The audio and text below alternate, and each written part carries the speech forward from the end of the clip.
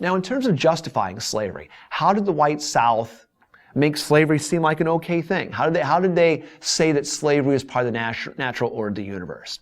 Well, they had a large number of ways in which they did this. One of these justification theories in the antebellum period for why slavery should be accepted and normal is the necessary evil theory.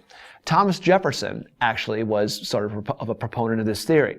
It was an economic argument. There was no way the white South felt that they could make money under the economic system they wanted with a large-scale cotton cultivation if they did not have slaves, if they did not have unpaid labor to do this. They said their model would not work.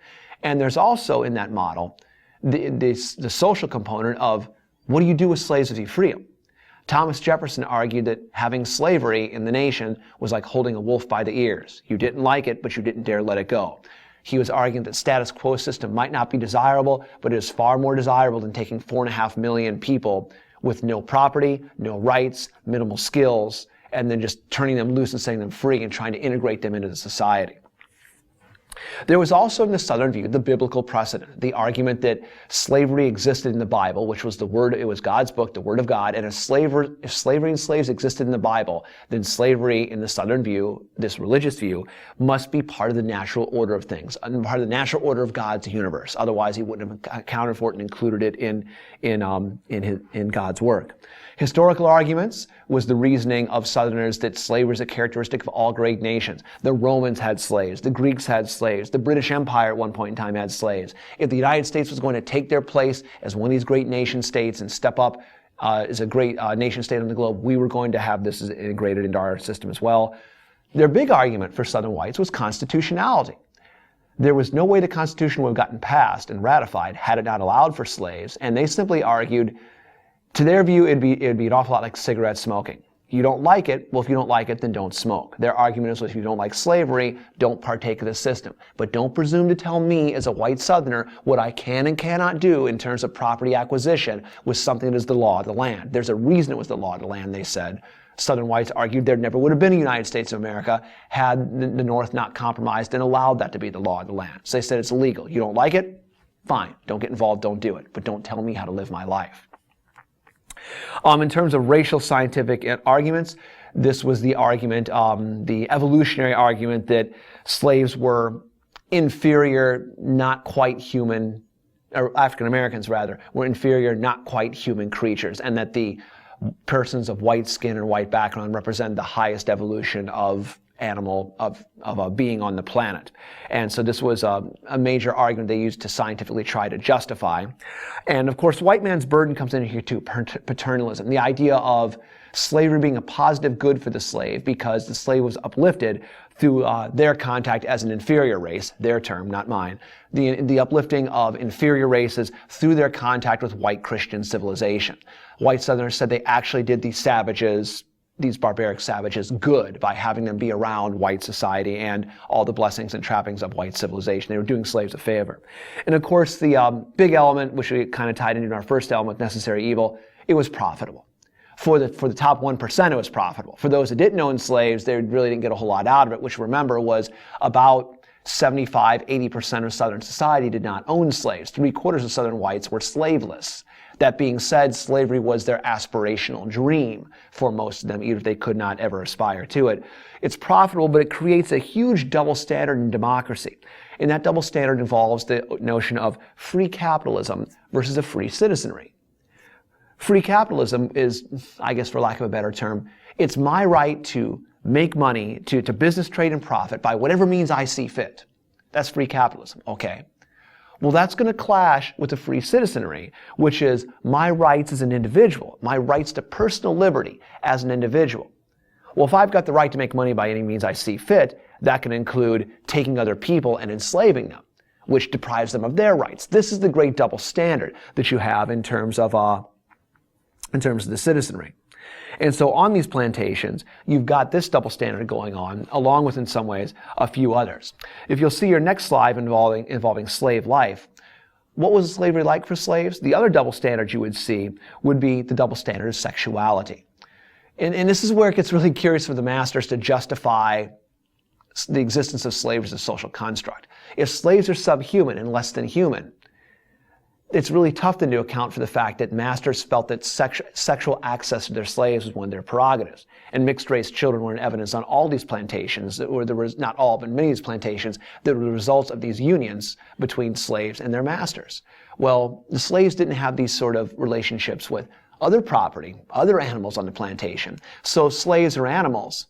How can this be part of what white society or what the white masters are going to be about? And it was a tough logical argument to make, which is why the position of slavery as being slaves being less than human ultimately in many ways becomes unsustainable. So there's the double standard of sexuality on the plantation, and there's also the means of motivation. Usually it involved encouragement, it could involve trying to make deals, could involve incentivizing, but intimidation and the whip was always there. The overseer, the slave driver, trying to force the system upon the slaves to allow them to get as much work out of them as possible. Slaves worked on the task or chore system. In other words, they worked at various random tasks until the tasks were completed.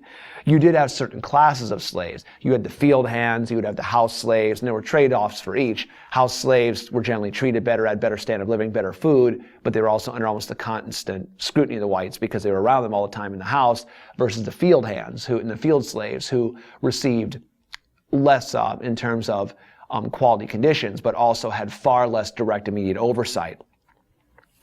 Double standard of slavery, we also talked about this idea that there's no legal status for marriage, because after all, property doesn't get married. If you have a couple dogs at home or a couple cats, you don't have marriage ceremonies for them, you wouldn't have them for slaves as well. That's not to say that masters did not want their slaves to breed. I mean, after the international slave trade was stopped in 1808, this becomes a means for producing or providing for more free labor on the plantation, or providing a means of capital, producing these slaves to sell them as you would sell livestock as well. There's no legal status to these marriages because slaves could be sold at any time. A marriage vow is famously read, if you gave them at all, until death or distance do you part. Now, when it comes to resistance, slaves really didn't have a whole lot of options. They could pretend that they could fake being sick. They could engage in petty theft, which took place. They could engage in machine sabotage. They could breakage, accidentally throw tools into the cotton gin or a rock into it or something to try to break it. They could slow down work. The slave driver is the answer for this, the overseer, trying to literally flog more work out of the slaves. The ultimate form, the ultimate expression of this resistance would be either trying to run away, which is extraordinarily difficult. Particularly if you consult the map, you'll understand that runaway slaves, there are very few runaway slaves that actually left the deep south and could get anywhere.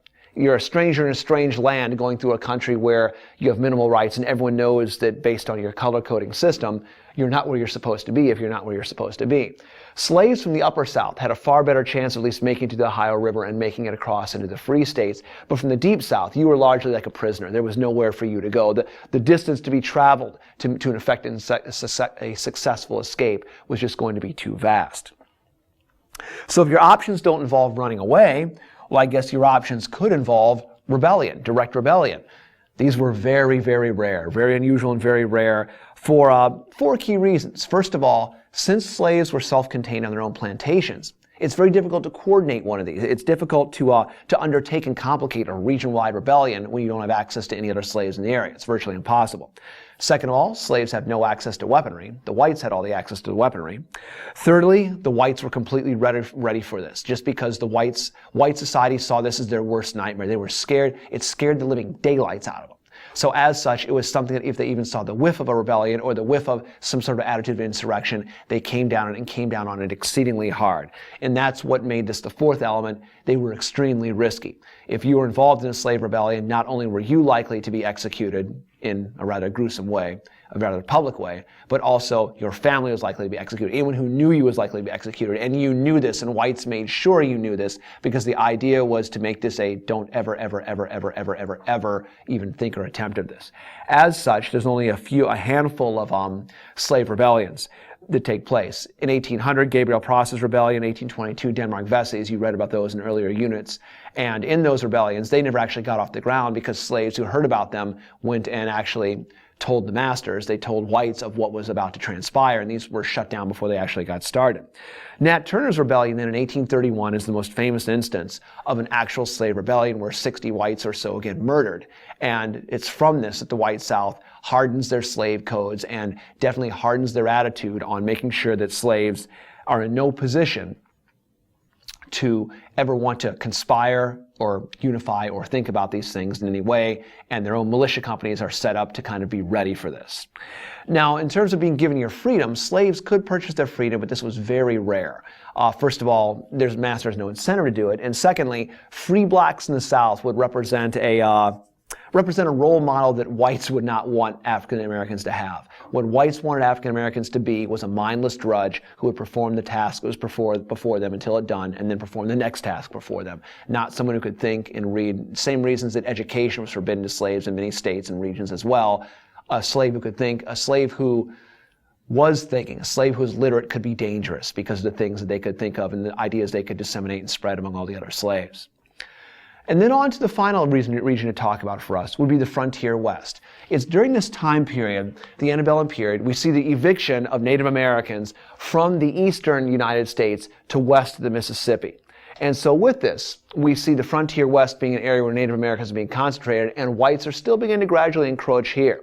Now, the true West-West, the mountain men, way of the Rocky Mountain frontier, you're not seeing yet a lot of white settlement there at all, and therefore it's almost like the earlier times 200 or 300 years ago. Since Native Americans far outnumber the whites that are there integrate themselves into Native American populations as part of the fur trapping trade. Intermarriage is more common. Economic constructs and contracts struck along the bargaining lines for Native Americans are more common, more favorable terms. Native Americans and whites were dealt on more equal relations because of the preponderance of numbers resting with the Native Americans. As white settlement expands and extends, that will certainly change, and Native American societies will be overwhelmed west of the Mississippi as they were east of the Mississippi. Transformation of plains culture begins with the advent of the horse, emerging from the Spanish and English societies, allowing the nomadic tribes of the plains to become truly mobile and changes their entire ethic in many ways from being a quasi-agricultural and hunting society to a full, in many ways, hunting society, nomadically following the buffalo on the high plains. The fur trapping trade, as we've already referenced and evidenced, in many ways struck bargains that were equally mutually beneficial to the mountain men and to the Native American tribes who were engaged in it. And in terms of environmental impact, lastly, as whites brought their own native species, or their own species of animals to graze the lands and of crops to plant in the lands and broke open the plains, they would displace existing crops and existing flora and fauna in these regions, many times not even being conscious of the fact that they were doing it. We'll see the great bison extermination will begin from this point forward, and that will have far greater impacts, as we'll see in units down the road after the Civil War. But the environmental impact was certainly a transformational one on the West, and that will take place by degree as white settlement moves from trapping, which is going to reduce certain species, to hunting, which is going to be hunting for either pelts or furs or buffalo meat or buffalo tongues, to the actual integration of new European animals such as cows, livestock, etc., new European crops into the New World, displacing current and existing crops that were there. So among these three regions, the North, the South, and the West, this period brings significant change and significant sectional variation, which will lead to much more significant events and crises in units to come.